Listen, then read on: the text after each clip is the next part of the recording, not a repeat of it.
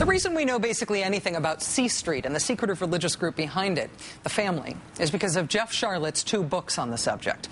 The family is most famous for operating C Street, a secretive subsidized dorm for members of Congress in Washington. It was linked to the Governor Mark Sanford sex scandal and the Senator John Ensign sex scandal and the Congressman Chip Pickering sex scandal. But as Jeff Sharlett has reported, the deeper reaches of the family are bigger than sex scandals. The groups essentially helped along a number of super shady causes and characters in countries around the world for decades, including some of the worst dictators in modern history. As part of Jeff's ongoing reporting on the activities of the secretive religious group, he has been keeping us updated on the Kill the Gays bill promoted by the family's key man in the nation of Uganda, a member of parliament named David Bahati. It was also Jeff who let us know that David Bahati had been granted a visa to come to America. David Bahati is here now.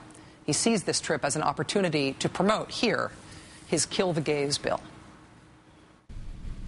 Joining us now for the interview is the member of parliament in Uganda who introduced the bill and is promoting it, Mr. David Bahati. Mr. Bahati, thank you very much for your time, sir. It's nice for you to make time for us.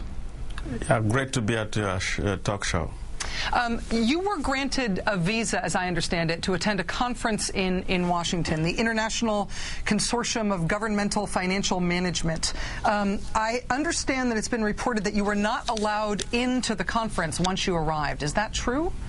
Yeah, that's true. One of the reasons they gave was that because of the bill that I proposed in Parliament, their denial for me to enter the conference was extremely unfortunate, but as I said, does not deter me from pursuing a cause that I think is important, a cause to defend the children of our country, and a cause to defend the family of Uganda. In the cause that you describe as defending the children and the family in Uganda, it's your anti-homosexuality bill, and the provisions of that bill would establish life in prison for any homosexual act, as well as execution for what the bill calls aggravated homosexuality. How is that defending the children and the families of Uganda? You know, Rachel, we have a huge problem in our country.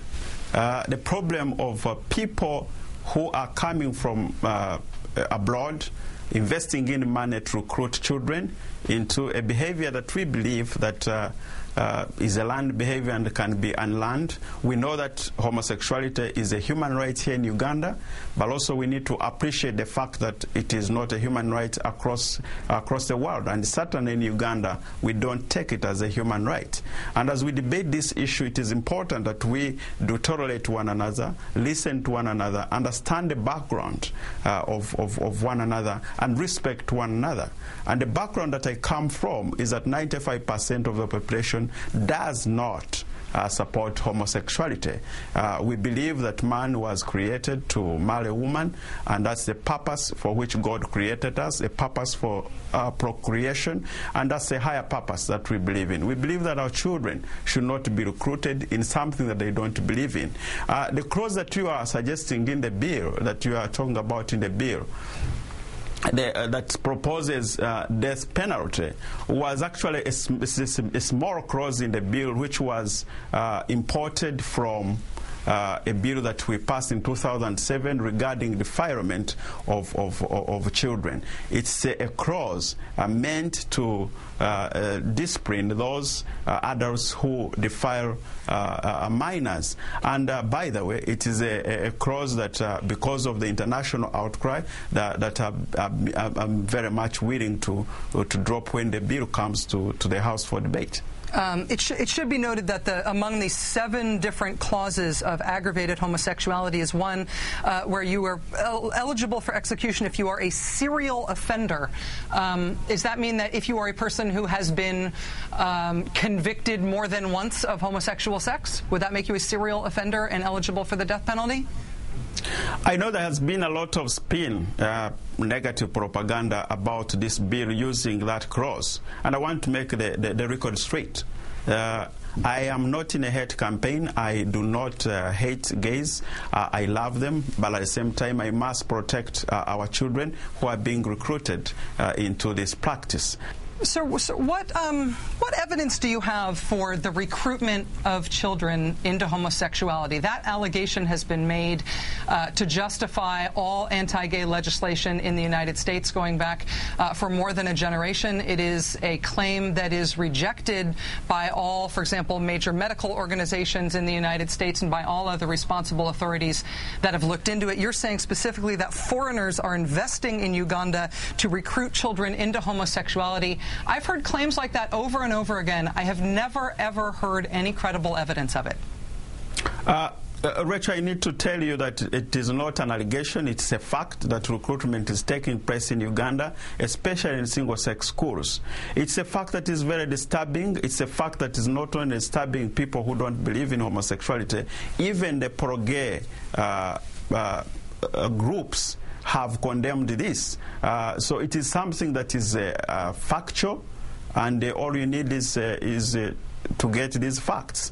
And I will be very willing to publish these facts. I have heard a lot of other people ask you for evidence on this. I have heard you assert that it is fact. I have never, as I said, seen any evidence that is fact. How, for example, do you suggest that children are recruited into homosexuality?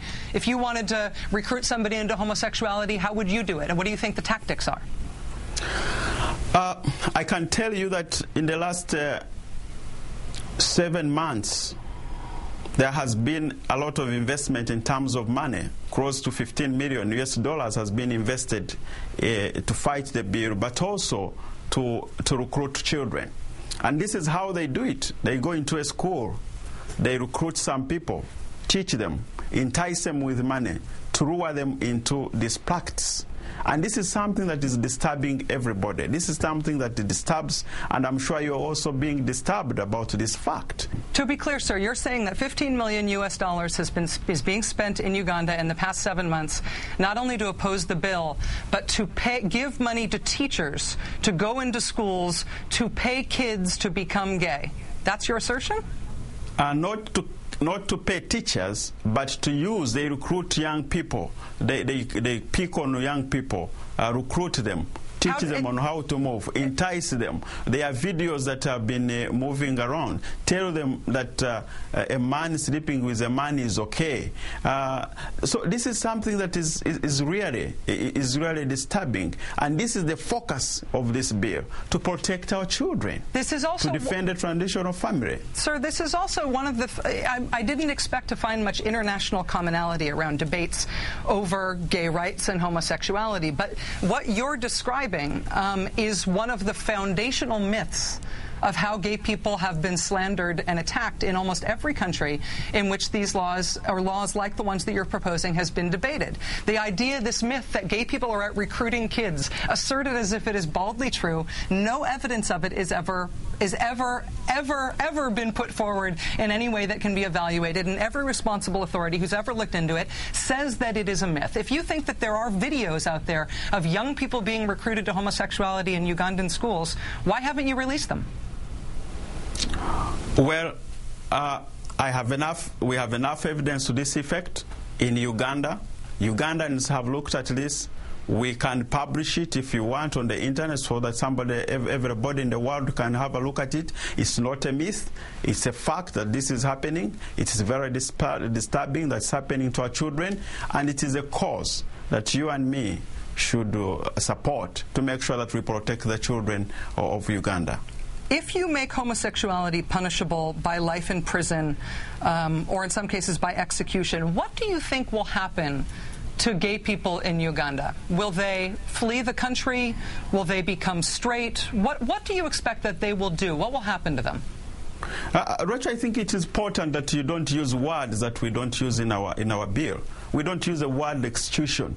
Don't make it so hard to look as if Bahati is a Hitler or is a Saddam Hussein or Idi Amin. I'm just a simple young man who lost both parents at the age of 3 years, grew up as an orphan. I have a passion for children, and this is what is really motivating me. I'm a God-fearing person. I want to make sure that this law is consistent with God's law. To be clear, Mr. Bahati, I didn't call you Hitler Hitler or Saddam Hussein or Idi Amin. I didn't raise any of those issues, and I never would. And although you don't want to use the phrase execution, that's just a simile for the death penalty, which is part of your bill. And I realize you said you'd be willing to take that out. But let's even say that was taken out. I'll ask you the question again. If your bill succeeds and you make homosexuality punishable by life in prison in Uganda, what will happen to gay people in Uganda? What do you expect to happen to them? Do you expect that they will become straight? Do you expect that they'll flee the country? Do you expect that they will be arrested and imprisoned? What do you think will happen? Well, Rachel, first of all, I want to say that I know that homosexuality is a human right here now in America, but we don't believe that it's a human right in Uganda. And we understand your side of the story, and we respect you and ask you to also understand our side of the story. Now, if we take it as a crime, then anybody who is engaged in this will face the rule of law. And this, I think, is straightforward. It's obvious. We hope that it's a learned behavior that can be unlearned. Okay, I used the word simile when I meant synonym. I know, sue me, I'm sorry. Where do you think he gets that idea that homosexuality can be cured, it can be unlearned? Please stay tuned, there's more.